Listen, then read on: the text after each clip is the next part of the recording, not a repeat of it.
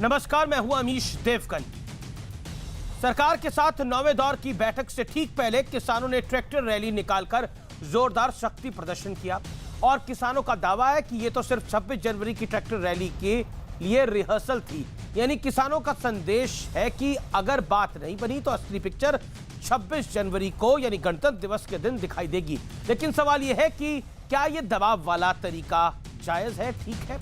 क्योंकि सरकार खुद कह रही है कि अगर वो दबाव में आ गई तो कल कोई 370 वापस लेने के लिए दबाव बनाएगा, कोई सीए के लिए दबाव बनाएगा। लेकिन इसी बीच सुप्रीम कोर्ट ने भी एक बड़ी टिप्पणी कर दी है। सुप्रीम कोर्ट ने कहा है कि आंदोलन के दौरान अगर कोविड के नियमों का पालन नहीं किया गया तो तबलीगी जमात जैसी दिक्कत हो सकती है। कोर्ट ने इस पर केंद्र और सरकार और दिल्ली सरकार से रिपोर्ट भी मांगी है, यानी तलब करी है। उधर कांग्रेस कह रही है कि सरकार तानाशाही रवैया दिखा रही है, तो बीजेपी कह रही है कि कांग्रेस किसानों को कंधे पर रखकर अपनी सियासी बंदूक चला रही है और अपनी सियासी खेती कर रही है। आज इन तमाम मुद्दों पर होगी देश की सबसे बड़ी बहस, क्योंकि एक तरफ अमेरिका में जो कुछ डोनाल्ड ट्रंप के समर्थकों ने करा उसका भी शोर भारत में सुनाई दिया, तो आज आर पार ट्रैक्टर पर ट्रेलर, शुक्रवार को पिक्चर, इसी पर होगा आज का सबसे बड़ा डिबेट शो आर पार।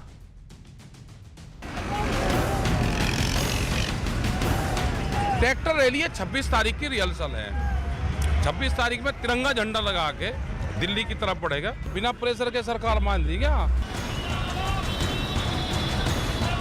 हम तो हाथ जोड़कर निवेदन करते हैं कि आप आइए। सिर्फ यस या नो से समाधान नहीं निकल सकता कि ये कानून वापस हो। मैं तो ये सोचता हूँ कि इस कानून के अंदर अगर उनको कहीं सुधार की आवश्यकता लगती है कि हमें इसमें संशोधन करने की आवश्यकता है तो इसके लिए भारत सरकार है।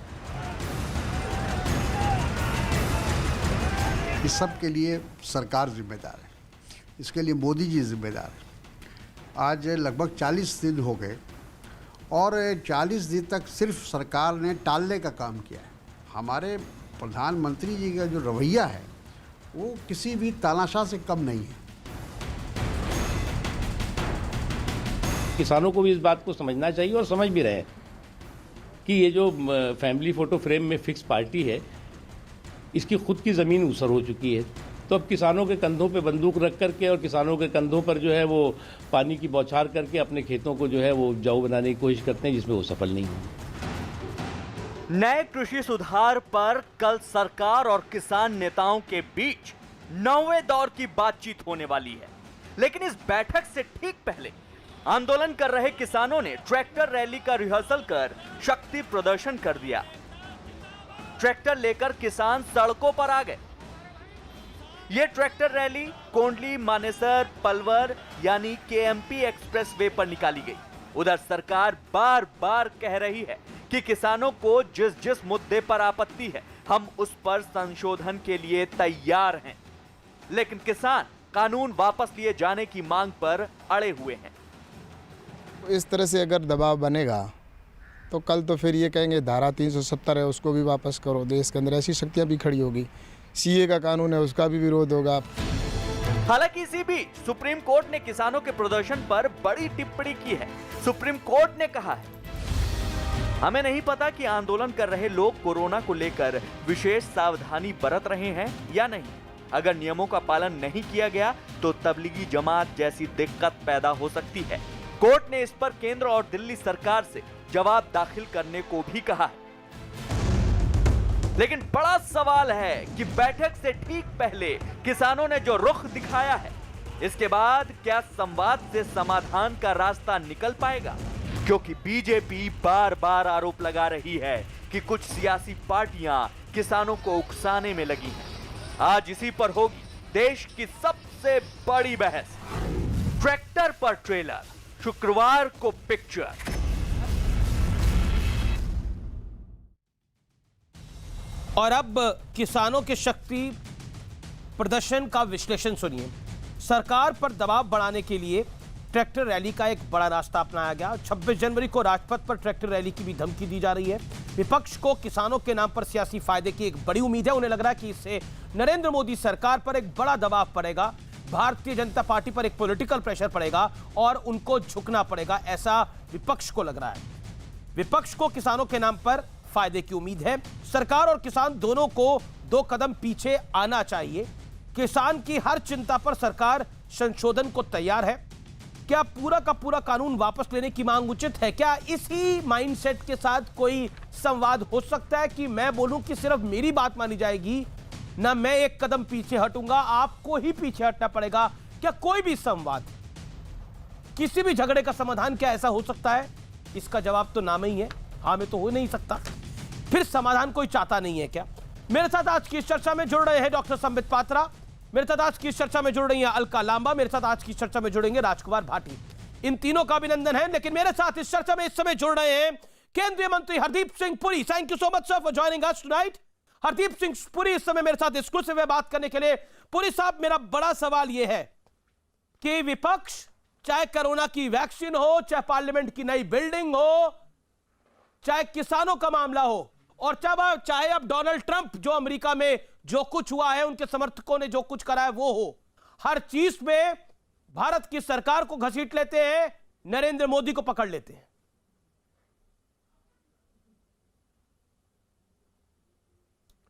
देखिए, जो हमारा विपक्ष है, जो ऑपोजिशन है, ये उनका एक तरीके से अधिकार है कि वो ऑपोजिशन करें, पर वो घसीट नहीं लेते हैं, वो घसीट पाते नहीं हैं, वो कोशिश करते हैं, and in the process they do great disservice to themselves. आपने 2-3 रीसेंट डेवलपमेंट्स का जिक्र किया, आपने वैक्सीन की बात की, आपने शायद इससे पहले आप कृषि आंदोलन की बात कर रहे थे, जी। और अभी जो हाल में वॉशिंगटन डीसी में कल हुआ, आपने उसकी चर्चा की जी। तो ऑपोजिशन का क्या स्टैंड है? जहां तक वैक्सीन का सवाल है, मैं समझता हूं कि हमारे लिए एक बहुत गर्व और बहुत हमारे लिए बहुत जी एक, इसको मैं डिस्क्राइब नहीं कर सकता कि दुनिया, विश्व भर में इस समय there are 193 members of the United Nations. कितने देश हैं जहां पे ये दावा किया जा सकता है कि जो पहली 2 वैक्सीन्स है वो मेड इन इंडिया हैं? मुझे बताइए कितने और देश हैं? और ये सिर्फ 2 तो अभी हमने इमरजेंसी यूज के लिए प्रधानमंत्री जी और हमारी सरकार ने दिया, कई और वैक्सीन बन रही हैं। एक ये हुआ। दूसरा, एक 75 साल की आज़ादी के बाद हम एक नया पार्लियामेंट बनाने जा रहे हैं। देखिए, हमारा इतिहास है, we are 7,000 year old civilisation. ये जो हमारा पीरियड एज ए रिपब्लिक है वो सिर्फ 1% है, 1%। अभी जो पार्लियामेंट बिल्डिंग है वो 93 ईयर्स ओल्ड है। अगले 250 वर्ष के लिए हमारी सरकार एक नई पार्लियामेंट बिल्डिंग बनानी चाह रही है, which will reflect the genius of new India, of आत्मनिर्भर इंडिया। उसकी भी ये निंदा करते हैं। पर मुझे लगता है कि ये जो निंदा है, जो ये बातें कर रहे हैं, पुरी साहब, कांग्रेस का इस पर सवाल है। कांग्रेस के, आपने भी कांग्रेस के एक वरिष्ठ नेता को जवाब दिया था। कांग्रेस का इस पर सवाल है, जयराम रमेश को, कांग्रेस का इस पर सवाल है, ये फिजूल खर्ची है, ये पैसे की बर्बादी कर रही है प्रेजेंट गवर्नमेंट। देखिए, जयराम रमेश की बात आप छोड़िए, उन्होंने खुद एक इंटरव्यू दी थी 2012 में जी। हिंदू एक पत्र, मैंने पढ़ा है वो न्यूज़पेपर है, चेन्नई में छपता है। 2012 में उन्होंने खुद कहा था कि present parliament is outdated, we need a new parliament, it is not functional. Anyway, Jairam Ramesh की तो कोई स्टैंडिंग नहीं है, is only a member of parliament. But उस समय की जो प्रिजाइडिंग ऑफिसर थी, ऑनरेबल स्पीकर श्रीमती मीरा कुमार, उन्होंने एक खत लिखवाया अपने सचिव से, ओएसडी से, जो हमारे अर्बन डेवलपमेंट मंत्रालय के सचिव थे, डॉक्टर सुधीर कृष्णा। ये कोई जुलाई 2012 का खत है। और जो ही रीजंस अभी सरकार ने मेंशन किए हैं नई पार्लियामेंट की जरूरत के लिए, जो प्रिजाइडिंग ऑफिसर्स ने अभी सेंस ऑफ द हाउस लिया है, माननीय ओम बिरला जी ने और माननीय उपराष्ट्रपति जी ने राज्यसभा में सेंस ऑफ द हाउस, वही रीजंस है। इसलिए demand has for a new parliament has come from parliament. तो जयराम रमेश का कहना ना कहना और इनकी ये बातें बनाने ना, अक्सर होता क्या है कि जब किसी देश को आज़ादी प्राप्त करता है कोई देश, तो 20-25 साल के अंदर नए गवर्नेंस स्ट्रक्चर्स बनाने चाहिए। हमारे यहाँ क्योंकि कांग्रेस सरकार ने ये काम नहीं किया, कर नहीं पाई, करना मांग तो करते रहे। जब राजीव गांधी जी प्रधानमंत्री थे 1985 में, एस्टिमेट्स कमेटी ने जो अभी पार्लियामेंट की बिल्डिंग है उसकी मेंटेनेंस के बारे बड़ी निंदा की थी। तो अगर नहीं कर पाए, अब मोदी जी के पास सिर्फ कमिटमेंट नहीं है, उनके पास विजन है, पॉलिटिकल बैंडविड्थ है और वो करके दिखा रहे हैं, तो इन लोगों को तकलीफ हो रही है। पर इनकी क्रिटिसिज्म को देश में कोई सीरियसली लेता नहीं है। लेकिन दोनों किसानों का, 2014, लेकिन मंत्री मंत्री जी ये देश का सर्वाधिक देखे जाने वाला शो है आर पार, और इस समय आप उस पर लाइव हैं और न्यूज 18 देश का सबसे बड़ा न्यूज नेटवर्क है। बड़ा स्पष्ट सवाल मैं पूछ रहा हूं आपसे, क्या आपको लगता है हरदीप सिंह पुरी जी, चलिए विपक्ष को पब्लिक सीरियसली नहीं ले रही, लेकिन किसानों के मुद्दे को तो सरकार खुद सीरियसली ले रही है, समाधान निकल नहीं रहा, ट्रैक्टर रैली निकालने की बात वो अब 26 जनवरी को कर रहे हैं, कल टॉक्स हैं, क्या कहना चाहते हैं आप? मैं आपसे और आपके माध्यम के द्वारा एक ही मैसेज देना चाहूंगा। सरकार, जो हमारे किसान भाई हैं, जो हमारे अन्नदाता हैं, उनकी मेहनत को, किसानों की मेहनत को हम सिर्फ एक्नॉलेज नहीं करते हैं, हम अप्रिशिएट करते हैं। मुझे पूरी उम्मीद है कल की मीटिंग सफल रहेगी, बात आगे बढ़ेगी और आने वाले 10-12 दिनों में इस जो ये विषय है इसका हल भी हम निकाल पाएंगे। पर इसके साथ हमें किसानों के साथ बात करनी है और उनकी एप्रीहेंशंस थी कि मंडियों को हटाया जाएगा, मंडियां रद्द कर दी जाएंगी, एमएसपी नहीं रहेगी। हमने बिल्कुल स्पष्ट कर दिया है एमएसपी रहेगी।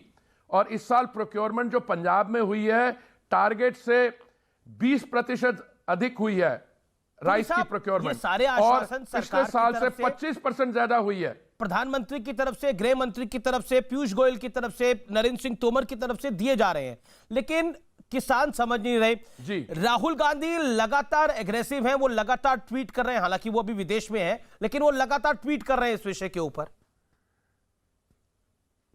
देखिए, दो चीजें आप समझिए, ये फैसले सरकार को करने हैं और चर्चा भी सरकार को करनी है। राहुल गांधी जी वैसे देश में हो या विदेश में हो, उनके ट्वीट करने का कोई ज्यादा असर होता नहीं है।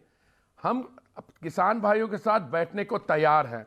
उनसे हमने कई बार कहा है कि देखिए, आप clause by clause analysis in bills की करिए और आपको जो ये झूठ और भ्रम फैलाया गया था वो स्पष्ट हो जाएगा। पर इस पे मैं समझता हूं ज्यादा किसानों का ये कहना है, किसानों के रिप्रेजेंटेटिव आज सुबह से हमारे चैनल पे थे, उन्होंने बोला कि जब तक हम दबाव नहीं बनाते ये सरकार सुनती नहीं है हमारी।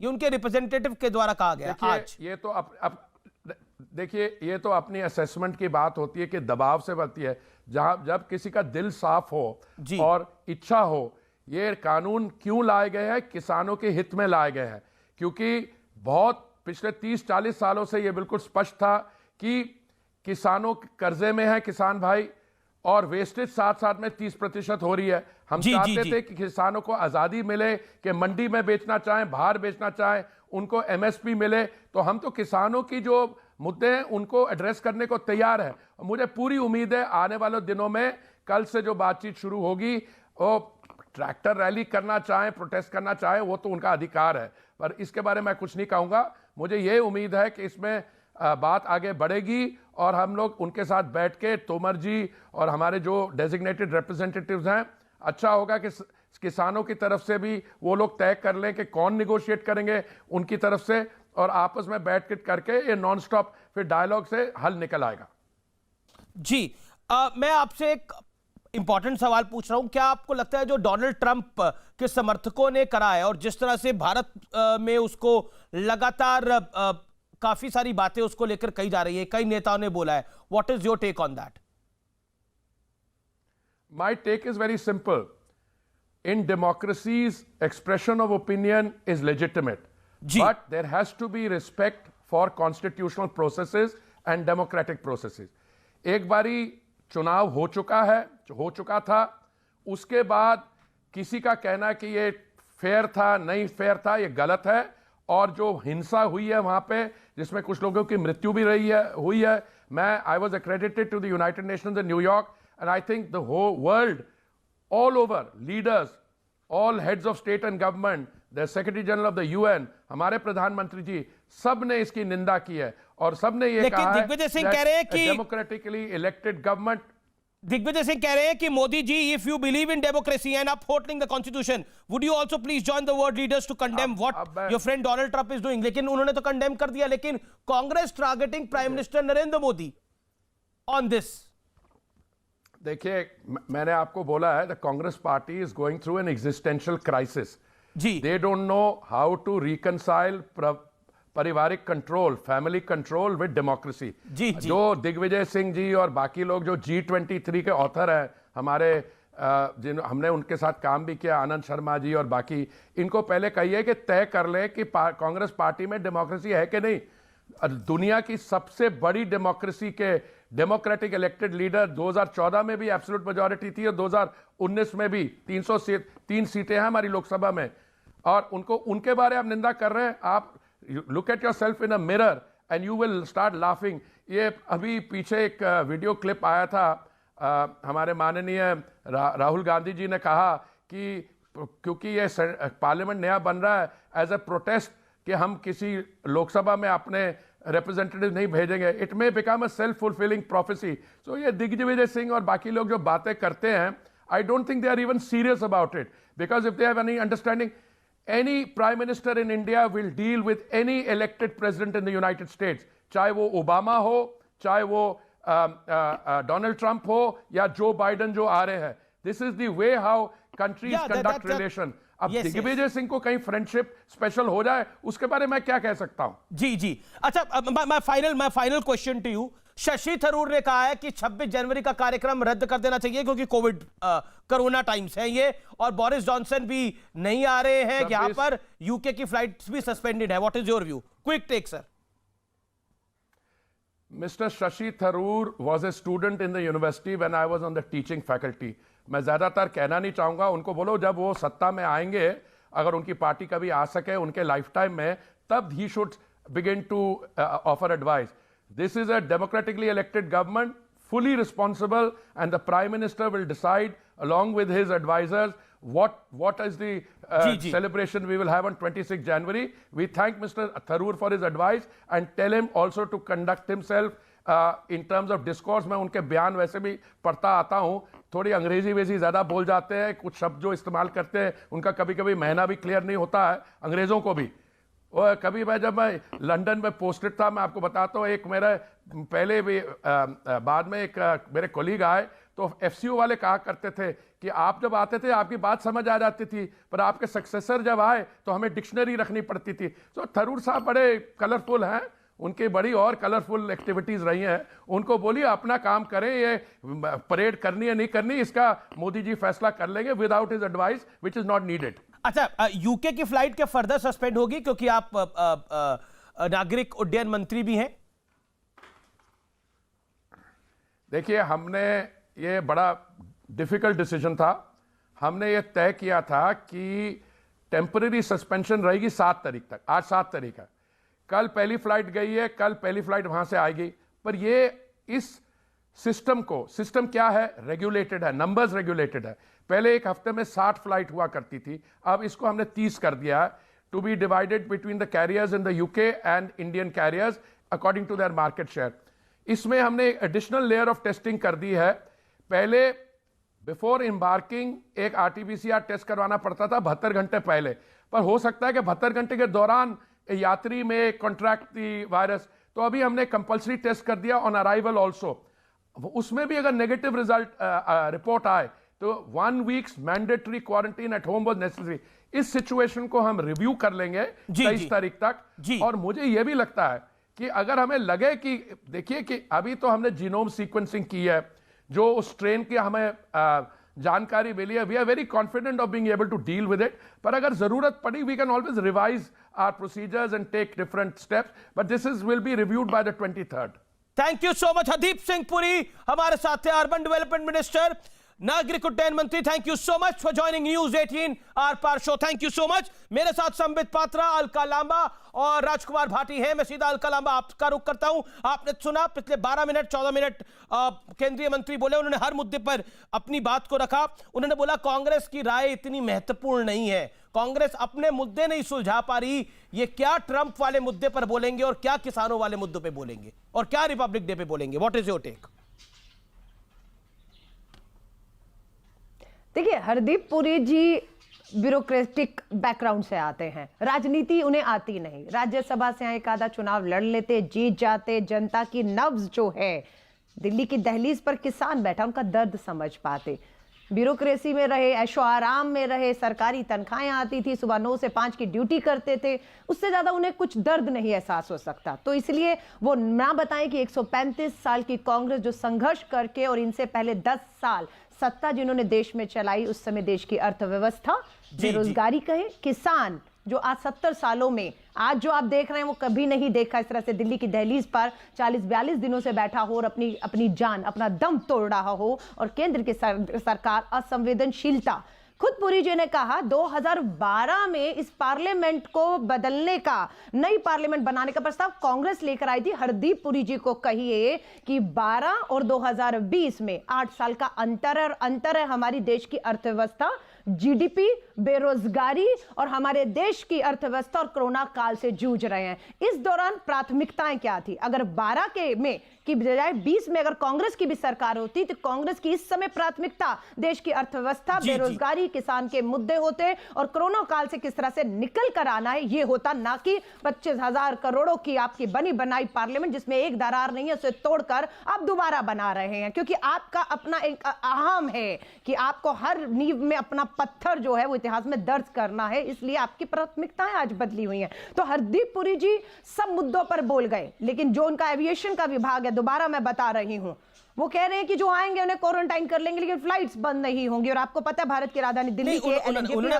बोला कि अभी हम रिव्यू करेंगे, संक्रमण उसके अभी हम रिव्यू करेंगे। ये कब करेंगे? कब करेंगे? मरीज यूके का जो नया संक्रमण है उसके मरीज ऑलरेडी भारत की राजधानी दिल्ली के अस्पताल में आ चुके हैं। ये संक्रमण दूसरा भी बढ़ने वाला है और रिव्यू करेंगे। ये कर क्या रहे हैं? इनकी प्राथमिकताओं में है क्या? एक ही तो एविएशन मिनिस्ट्री है, वो प्रायोरिटी होनी चाहिए। किसानों के मुद्दे पर बोलेंगे, हर मुद्दे पर बोलेंगे, अपने वाले का रिव्यू करने का भी अभी टाइम नहीं है, करेंगे। तो इनकी प्राथमिकताएं आप देख रहे हैं। अलका जी संबित पात्रा जवाब देंगे, मिलेगा। अन्नदाता दहलीज पे बैठा है।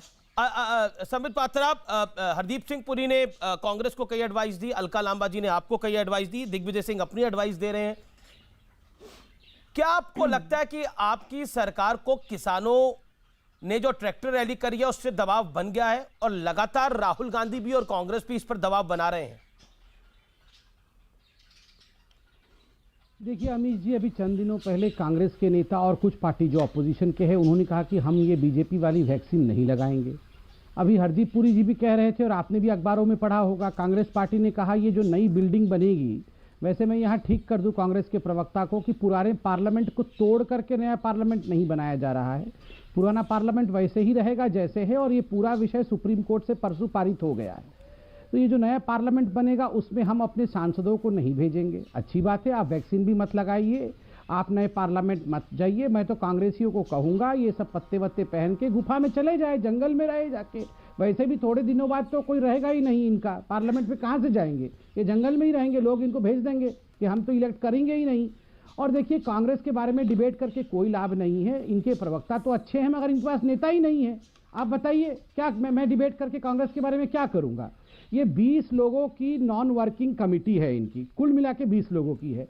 ये 20 लोग भी मिलके इतने वर्षों तक फेज 1 ट्रायल खत्म नहीं हुआ है। अमीर जी इन्हें कहिएगा कांग्रेस को छोड़कर किसानों की चिंता करेंगे, दम है तो इसका जवाब देंगे जो मैं दिखा रही हूँ, इसका जवाब देंगे।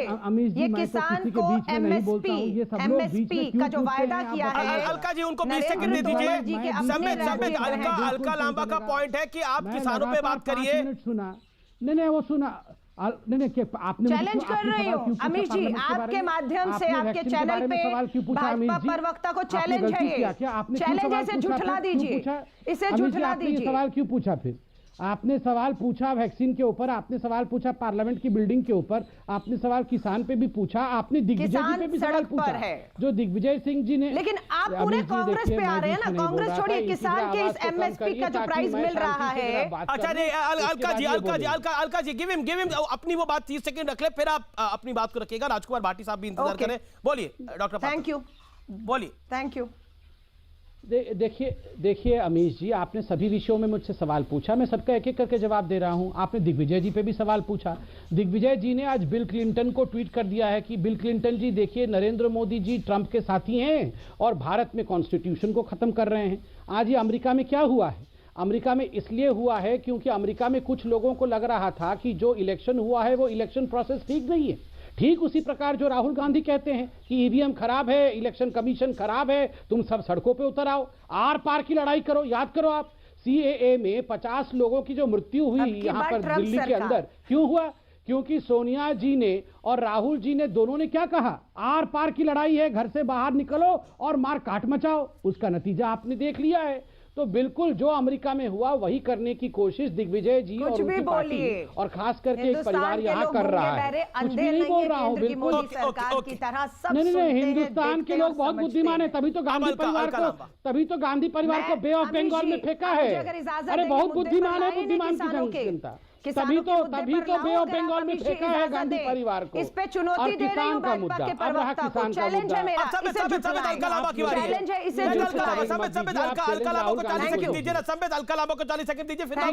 चैलेंज आप जाके राहुल गांधी को दीजिए, हमको क्यों चैलेंज दे रहे हैं? नेता है नहीं, आप चैलेंज हमें दे रहे हैं। अमीश जी, सभी जी मेरा निवेदन है, स्वीकार करिए। अलका बोलिए। हाँ बोलिए। Thank you. अमीश जी, आपके चैनल के माध्यम से, आपके माध्यम से खुली चुनौती दे रही हूं, इन्हें कहिए, इन्हें झुठलाएं। कांग्रेस के हमारे प्रवक्ता नेता हैं रणदीप सुरजेवाला जी, ट्वीट है और पर्ची साथ में टैग की गई है, लिखा है आदरणीय नरेंद्र तोमर जी, ये मेरी भी भाषा है, आपके अपने क्षेत्र में 1975 रुपए प्रति क्विंटल एमएसपी वाले गेहूं की कीमत 4 जनवरी को 1621 रुपया मिल रहा है। ये हमारे देश के जो हमारे कृषि मंत्री है ना नरेंद्र तोमर जी, उन्हीं का गृह राज्य मध्य प्रदेश में एमएसपी इस 4 जनवरी को इतनी मिल रही है, यानी कि जो तय से कम दिया जा रहा है। खुली चुनौती है। और आप कहते हैं जो सरहद पे दिल्ली की दहलीज पे किसान बैठा है, दम तोड़ रहा है 40 दिनों से, उन्हें गुमराह किया जा रहा है। अगर ये सच्चाई है तो नरेंद्र तोमर जी को इस्तीफा दे देना चाहिए, क्योंकि ये सच्चाई उन्हें, उनकी सरकार को, इन्हें काले कानूनों को बेनकाब कर देती है। जो दावा है वो खोखला है कि एमएसपी मिलेगा। चुनौती दे दी है, स्वीकार करें, झुठलाएं। बिल्कुल संबित पात्रा, आपकी रहना, बोलिए, फिर राजकुमार भाटी। देखिए अमीश जी, पहली बात है, मैंने बीच में नहीं बोला, अब मुझे अनइंटरप्टेड बोलने दिया जाए। देखिए यहाँ धान की खरीद के बारे में बात हुई। 2019-20 में 266.1 लाख मीट्रिक टन धान की खरीदी हुई। 2020-21 में ये 3 कानून आने के बाद, मैं पूरी देश की बात कर रहा हूँ, 315.87 लाख मीट्रिक टन की एमएसपी पे खरीदी हुई, जो कि 19% ज्यादा है। और आपको जान के आश्चर्य होगा कि 4 जनवरी को गेहूं न्यूनतम ये फिर बीच में शुरू हुआ, ये क्या मजाक बना रखा है? वह देखिए, मैं कांग्रेस के घुमाइए मत, इस पे जवाब दीजिए। है आज के पॉलिटिक्स में इनका 4 जनवरी को न्यूनतम समर्थन मूल्य से कम पर गेहूं क्यों बेचा जा रहा है, क्यों खरीदा जा रहा है? तो मैं भी बीच में बोलता रहूंगा। अमीश जी मैं शांत होकर बैठता हूं, इस पे जवाब दीजिए आप, फिर मैं डिबेट। जो सवाल है जो उन्होंने सोनिया गांधी के एडवाइजर और कांग्रेस के जनरल सेक्रेटरी रणदीप सिंह सुरजेवाला को कोट किया, उस सवाल का जवाब क्विकली। नहीं, कौन है ये सुरजेवाला, कौन है ये एडवाइजर? इनका तो ना अमीश जी, इनका तो अध्यक्ष भी नहीं है, जिस पार्टी का अध्यक्ष नहीं है उसका एडवाइजर का क्या मैं जवाब देता रहा हूँ? नहीं, ये कौन है? ये अध्यक्ष कौन है? इसका पार्टी का अध्यक्ष कौन है? मैं यहाँ आंकड़ा तो दे रहा हूँ, एमएसपी का किसका आंकड़ा दे रहा हूँ? इनको समझ में आता नहीं है, इनको समझ में आता नहीं है किसका आंकड़ा दे रहा हूँ? ये जो 64% ये राहुल गांधी का जवाब देने बैठा हूँ। कौन है राहुल गांधी? झुठलाइए, जाके मिलान में बैठा हुआ है, यहाँ हम जवाब ये कांग्रेस आपको बेनकाब करती है। बुलाओ उसको मिलान से यहाँ पे। बात रणदीप जी की नहीं है, कांग्रेस के प्रवक्ता की नहीं है, बात कांग्रेस का ऑफिशियल हैंडल से हम आपको चुनौती दे रहे हैं। यहाँ पर ये चैलेंज करने आप चैलेंज कीजिए। अगर ये सच है, माफी मांगिए, काले कानूनों को वापस ले लीजिए और नरेंद्र तोमर जी से इस्तीफा लीजिए। देखिए अलका, आप करिए कि माफी मांगिए, काले कानून को वापस ले लीजिए। मिलान में छुट्टी मनाने गया हुआ है, यहाँ पर हम बैठ के अगर किसानों के साथ चैलेंज धोखा देते होगा हैं। तो बोल किसानों तो रहा से हूँ माफी MSP में मांगनी कितनी होगी। खरीदारी हुई है, काले कानून वापस लेने होंगे। रेट बढ़ाया है, मैं MSP खुली का। चुनौती माफी दे आप रही हूँ। माफी आप मांगिए। 70 वर्षों तक गेहूं किसानों का खून 4 जनवरी 2021 की बात है। लेकिन सब ये पर्ची 4 जनवरी 2021 2 दिन पहले की है। न्यूनतम समर्थन मूल्य नहीं मिल रहा है किसानों को, वो भी देश के कृषि मंत्री के गृह राज्य में। अलका जी, संबित जी, मांगिए किसानों से माफी। अलका लांबा, संबित पात्रा, अलका मेरे को दोनों को ऑडियो डाउन करना पड़ेगा, मेरे पास कोई ऑप्शन नहीं है। ऐसे किसी की बात समझ में नहीं। राजकुमार भाटी काफी देर से इंतजार कर रहे हैं अपनी टर्न का, बड़े दिनों बाद जो किसी टेलीविजन डिबेट में आए हैं मेरे अनुरोध के बाद। राजकुमार भाटी, मेरा सीधा सवाल आपसे है, सब कुछ अगर सही हो रहा है तो किसान तो सड़क पर है, क्या आपको लगता है? और अभी आपने कुछ देर पहले हरदीप सिंह पुरी को भी सुना, कांग्रेस की प्रवक्ता अलका लांबा को भी सुना और डॉक्टर पात्रा को भी सुना। क्या आपको लगता है कि वाकई राजनीतिक रोटियां सेकी जा रही हैं? जिन पॉलिटिकल पार्टीज हाशिए पे है, उनको लग रहा है किसानों के कंधे से बंदूक चलाई जा सकती है। मैंने बहुत गौर से और बहुत तसल्ली से श्री हरदीप सिंह पुरी जी की भी बात सुनी और माननीय संबित पात्रा जी की भी बात सुनी। दोनों ने किसान बिलों के बारे में कुछ नहीं कहा कि इन किसान बिलों में किसान हित के लिए क्या है। हाँ, दोनों ने विपक्ष को जरूर लताड़ा, ललकारा, और ये कौन है सुरजेवाला और वो कहाँ गया राहुल गांधी। और हरदीप पुरी जी ने भी कहा कि उनको अधिकार ही नहीं है सुझाव देने का, ये तो जब इनके चुनाव जीत जाएंगे तब सुझाव दें। तो ये तो इन बातों से इनकी नीयत पता चल जाती है, इनकी कार्यशैली पता चल जाती है। इनके मन में लोकतंत्र के लिए, विपक्ष के लिए कोई सम्मान नहीं है, कोई भावना नहीं है, उनकी बात ये सुनना नहीं चाहते। लेकिन मैं जिम्मेदारी के साथ ये कह सकता हूँ कि परिस्थितियों को देखते हुए किसानों की जीत होगी और सरकार किसानों के सामने झुकेगी। क्यों? क्योंकि 40 दिन पहले जब किसानों ने आंदोलन शुरू किया था तो उन्हें किसान मानने को तैयार नहीं थे। ये कह रहे थे आतंकवादी हैं, खालिस्तानी हैं, पाकिस्तानी हैं। फिर इन्होंने किसान मानना शुरू किया तो कहा मुट्ठी भर किसान हैं। फिर किसानों की ताकत दिखाई दी। अब आज कम से कम इस स्थिति में तो आ गए हैं कि ट्रैक्टर को ट्रैक्टर मान रहे हैं, उन्हें पाकिस्तान के टैंक नहीं बता रहे, और किसान को किसान मान रहे हैं। और ये भी मान रहे हैं कि हमारे बिलों में कुछ कमी रह गई थी, 16 संशोधन करने को तैयार है उन बिलों में। और तो ये 2-4 दिन और रुकिए, 1 सप्ताह और रुकिए, इन्हें बिलें भी वापस लेंगे। लेकिन इनके साथ वो हाल होगा कि वो चोर जो एक कोतवाली में पकड़ के लाया गया था, तो थानेदार ने कहा कि या तो 10 प्याज खा लो या 10 जूते लगवा लो। उसने कहा मैं तो प्याज खा लूंगा। जब प्याज खाई तो उसे बहुत कड़वी लगी। उसने कहा मैं जूते खा लूंगा। उसे जूता मारा गया। उसने 10 प्याज भी खाई और 10 जूते भी खाए। तो इसका क्या रेलेवेंस है कि सरकार को ना ये जूते मारने का क्या रेलेवेंस है? मैं ठीक है, Sambit Patra wants to react to this. ठीक है, Sambit Patra wants to react to this. लोकतंत्र की ताकत के सामने झुकना पड़ेगा। दो ओपोनेंट है, आप कम से कम मुझे अबाध्य बोलने का मौका तो दें। यहाँ प्रधानमंत्री को जूता मारने की बात होगी, यहाँ सरकार को जूते मारने की बात होगी। वाह मोदी तू मर जा, हाय हाय संबित पात्रा, आपकी आदत है, आप बातों को घुमाते हैं, आप गलत बयानी करते हैं। मैंने प्रधानमंत्री को जूते मारने की बात नहीं कही, मैंने चोर को जूते मारने की बात कही है। और संबित पात्रा, आपने देश को बहुत मूर्ख बना लिया। अब आपके झूठों में मूर्ख बनने वाला नहीं है देश। गलत बात है। आप जो ये कादर खान वाले डायलॉग मारते हैं। राजकुमार भाटी, आपने जो बोला वो जनता ने भी सुना। राजकुमार भाटी, जो आपने बोला, संबित पात्रा, ये मनोरंजक चैनल रुकना पड़ेगा आपको। राजकुमार भाटी, आपने जो बोला वो जनता ने भी सुना। संबित पात्रा को जवाब देने दीजिए। एक सेकंड, संबित पात्रा को स्क्रीन पे लेके आइए। संबित पात्रा, क्या कह रहे हैं आप? क्यों जब भी आप समाजवादी पार्टी के प्रवक्ता से डिबेट कर रहे थे तो सिंगल फ्रेम पे उनसे बात कर रहे थे। अब जब हमारी बारी आती है तो अब हमको अनइंटरप्टेड बात करने का मौका बिल्कुल आप अनइंटरप्टेड बात करिए, लेकिन अगर कोई दूसरा नेता बोल रहा है तो हम उनकी आवाज को डाउन नहीं कर सकते। आप अपनी बात को रखिए ना doctor Patra. Doctor Patra, please make your point. से सुनिए। अब आप शांत नहीं, मैं तो सुन ही रहा हूं शांति से। आप भी शांति से अपनी बात को कहिए, जरूरी है आपको भी शांति बनाए रखना। हाँ, मैं शांति से कहूंगा, आप शांति से सुनिए अपनी बात। पहली बात, यहां कहा जा रहा है कि मोदी जी सरकार को ये जूते पड़ेंगे। क्यों पड़ेंगे जूते भाई? यहां पर तो किसान के हजारों संगठन आके समर्थन की बात कर रही है। यही वो कांग्रेस पार्टी है जिसने कहा था हम सरकार में आएंगे तो एपीएमसी ये समाजवादी पार्टी कह रही है। हम सरकार में आएंगे तो नहीं, ये समाजवादी पार्टी तो वैक्सीन भी नहीं लगाएगी। समाजवादी पार्टी तो हमारी ये जो वैक्सीन जो आए हुए हैं देश में, उन वैक्सीनों को बीजेपी की वैक्सीन कह रही है। ये समाजवादी पार्टी टूटी चोरी करती है तो ये समाजवादी पार्टी की बात मानी जाएगी। ये जो टोटी चोरी करने वाले हैं ये बोलेंगे कि हम जूता मारेंगे सरकार को, इनकी बातों को हम मानेंगे? क्या जूता मारेंगे? 70 सालों तक आप लोगों की सरकार रही थी, क्या कर रहे थे किसानों के लिए? आप लोग इतना ढेरा किसानों के लिए किया नहीं।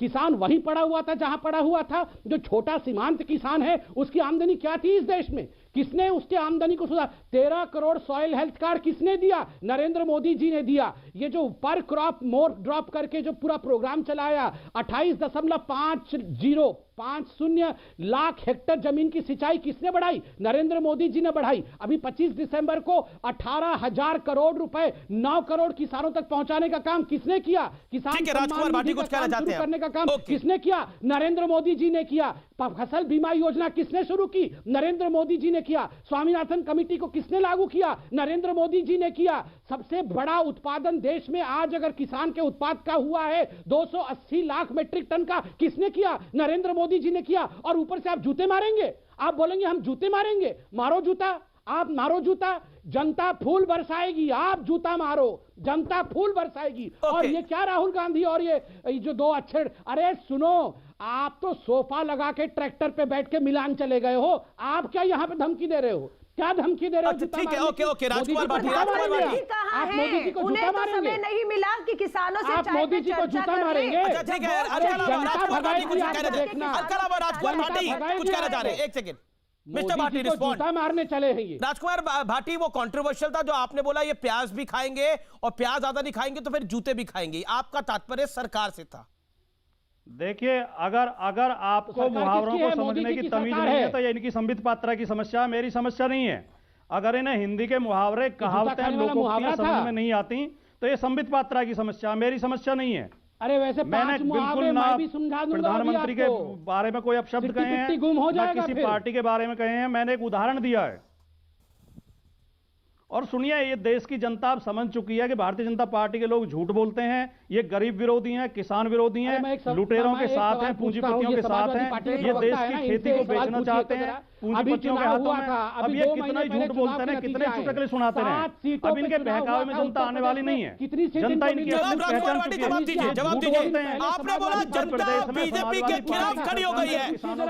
आपका कह रही है कि देश की जनता बीजेपी के खिलाफ खड़ी हो गई है और ये जूते मार रही है, यही आपका कहना है? संबित पात्रा आपसे सवाल पूछ रहे हैं, संबित पात्रा आपसे सवाल पूछ रहे हैं। हाल ही में चुनाव हुआ था उत्तर प्रदेश के अंदर, बाई इलेक्शन कितनी सीटें आई समाजवादी पार्टी की? जवाब में लाया गया, उससे कहा गया या तो जूते खाइए या प्याज खाइए। 2 महीने पहले 7 सीटों के ऊपर चुनाव हुआ था उत्तर प्रदेश के अंदर। बीजेपी भी लड़ी थी, कांग्रेस भी लड़ी थी, बसपा भी लड़ी थी। अरे घमंड बहुत जल्दी आपका टूट जाएगा। आप जो इस घमंड में है कि एक बार चुनाव जीत गए तो आपको देश को बेचने का मौका मिल गया, अधिकार मिल गया। आप देश बेच देंगे, देश के गरीबों को बेच देंगे, खेती को बेच देंगे, जमीन को बेच देंगे, किसान का शोषण आप करेंगे। ये अधिकार नहीं देता चुनाव जीतना आपको। आप बताइए, ये जो चुनाव जीतने का घमंड आपने पाल रखा है, ये घमंड भी आपका बहुत जल्दी टूटेगा। चुनाव जीता कैसे जाता है? किसान वोट नहीं करता है क्या? किसान वोट नहीं करता है क्या? आप क्या सोचते हैं किसान वोट नहीं करता है? किसान ने हमें वोट दिया है, तब 12 राज्यों में अभी चुनाव जीते हैं, जिसमें उत्तर प्रदेश के 7 सीटों में वो किसान अब पछता रहे हैं आपको वोट देकर। वो किसान अपनी गलती सुधारना चाहते हैं। क्यों नहीं जीत पाए? आप क्यों जीत नहीं पाए? आप बताइए। ये तो तीनों कानून के आने, हम इस देश में कभी चुनाव नहीं जीते, हमारी कभी सरकार नहीं रही। के आने के बाद 1947 में देश की आजादी के बाद पहली बार आपकी सरकार बन गई तो इतने घमंड में फूले फिर रहे हो कि हम चुनाव जीत गए हैं, हम देश को बेच देंगे, हम रेलवे को बेच देंगे, LIC को बेच देंगे, इंडियन ऑयल को बेच देंगे, बैंकों को बेच देंगे। राजकुमार भाटी, ये चौक चौराहों की बहस नहीं है। रेलवे कहां बिक गया, LIC कहां बिक गया? रेलवे के ऊपर अगर रेलवे की ट्रेन पे अगर विज्ञापन लगाकर रेलवे पैसे कमा रहा है तो रेलवे बिका नहीं कहा जाता। देख नहीं रही, अडानी रेल चल रही है देश की। अरे कहां रहे आप? कहां व्हाट्सएप के मैसेजेस में फंस गए भाटी साहब? आप तो वरिष्ठ आदमी है। अडानी की एडवर्टाइजमेंट चल रही है रेलवे के ऊपर। अडानी उसके पैसे देता है रेलवे के ऊपर, जिससे रेलवे कर्मचारियों की तनख्वाह निकलती है, जिससे आम लोगों को सुविधा मिलती है। कुछ भी बोलते हैं हम लोग। उस पर अडानी का नाम लिखा हुआ है। अब सर एक उसमें कई कंपनियों के ऐड है, उसमें बाकी कंपनियों के भी ऐड है। अमीश जी, वो ऐड का पोस्टर होता है, बाकी के वो भी किसी कंपनी को बेचा नहीं होता। अब हमारे चैनल पे किसी का विज्ञापन चल रहा है तो हमने चैनल बेच दिया है क्या? बताइए। अब सुनिए, अब एक सेकंड, अब हमारे लैपटॉप के ऊपर ये विज्ञापन है तो ये लैपटॉप बिका हुआ है क्या? आप जवाब तो सारे आप ही दे देते हैं। सोचिए ना आप लोग बात। नहीं ये मैं जवाब नहीं दे रहा, ये फैक्चुअल बात नहीं है, ये इनकरेक्ट बात है, इसलिए मुझे बोलना पड़ा। आप कह रहे ट्रेन बिक गई है, रेलवे बिक गई है, ये कितनी फेक न्यूज है। ये कितनी गलत जानकारी है। प्राइवेट रेल नहीं चलाई जा रही है क्या? आप बताइए अमित देवगन जी, आप जिम्मेदारी के साथ बताइए, क्या प्राइवेट रेल नहीं चलाई जा रही है? निजी रेल नहीं चल रही है देश में? अच्छी डिबेट या निजी रेल मोदी जी के ऊपर डिबेट नहीं है, प्राइवेट रेल? बिल्कुल नहीं, बिल्कुल नहीं। भारतीय रेलवे नहीं बिकी है, भारतीय रेलवे नहीं बिकी है। बेचना कहते हैं, क्या बोल रहे हैं ये? आई थिंक निजी ट्रेन लखनऊ भी चलाई थी, बंद हो गई। क्या बोल रहे हैं हम? वो बोल रहे हैं जो देश में हो रहा है, से जो लखनऊ आपकी चली थी, सरकार कर रही है, वो बोल रहे हैं। इनको किसानों का मतलब नहीं है, ट्रेन पे आ गए। अब संबित जी लखनऊ वाली ट्रेन पे आ अलका जी को गए। आने दीजिए। लेकिन विषय, मुझे लगता है ये विषय नहीं है भाटी जी। आप थोड़ा भावों में बह गए और आपने बोल दिया कि ट्रेन भारतीय रेल बिक रही है। भारतीय रेल बिल्कुल नहीं बिक रही। बाकी अब अपनी बात को रखिए, संबित पात्रा उसका जवाब देंगे, अलका जी उसका जवाब देंगे, लेकिन भारतीय रेल नहीं बिकी हुई है और किसी को बिकी नहीं हुई है। ये गलत जानकारी है और मुझे लगता है कि इतने बड़े चैनल पे, इतने बड़े कार्यक्रम में इस तरह की इंफॉर्मेशन नहीं जानी चाहिए, which is not right. Alka ji, अब अपनी बात को रखिए, विषय ट्रेन का नहीं है, विषय किसान का है। थैंक यू अमित जी, आपने ठीक कहा, रेलवे नहीं बिक रहा, पर एयर इंडिया की नीलामी करने की कोशिश बार बार होती है, बिक नहीं रही बेचारी एयर इंडिया, वो छोड़ देते हैं। फिर मैं आपको कहूंगी वही बात अमित जी, बहुत इंपॉर्टेंट डिबेट है, किसानों के मुद्दे पर है ना, एमएसपी के मुद्दे पर है ना, एमएसपी कानून पर। 4 जनवरी का ये पर्ची को ये चैलेंज क्यों नहीं कर रहे कांग्रेस को, मुझे पूरी की पूरी, कि ये 4 तारीख को एमएसपी न्यूनतम समर्थन से कम क्यों किसानों को दिया गया, मध्य प्रदेश जहां से कृषि मंत्री आते हैं। दूसरी बात, संबित पात्रा जी ने कहा किसान वोट करता है, हम जीत कर आए, इनसे कहिए हरियाणा में इनकी सरकार है, एक ही सीट पर उपचुनाव था, किसानों ने भाजपा को हरा दिया, उस एक सीट पर किसानों ने हराया है, हरियाणा के किसानों ने। अरे मध्य प्रदेश इस पे क्या कहना चाहेंगे? उपचुनाव हुए, आप बताइए कितने सीट पे हम जीते? संबित पात्रा, अलका लांबा अपनी बात को रख ले 40 सेकंड, फिर आप इत्मीनान से अपनी बात को रखिएगा। संबित जी, मेरा निवेदन मानिए, मेरा निवेदन मानिए। अलका जी बोलिए। जवाब नहीं मिल रहा। ठीक है, एमएसपी की इस पर्ची पर जवाब दिलवा दीजिए ना प्लीज, इसे झुठला दीजिए ना।